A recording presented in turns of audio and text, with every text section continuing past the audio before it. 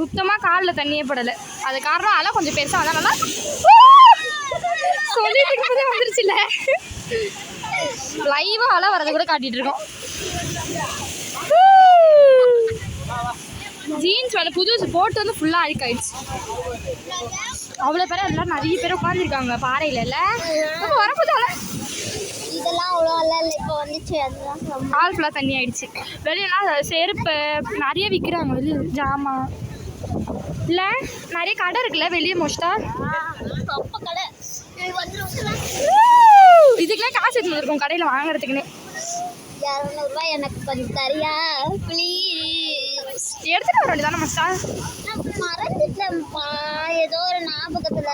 இல்லைன்னா 50 ரூபா எடுத்துருக்கேன். செம்மையாக இருக்குது. ஆனால் அங்கே வந்து பக்கத்தில் நிறைய பேர் ஃபோட்டோ எடுத்துகிட்டு இருக்காங்க. எங்கள் அம்மா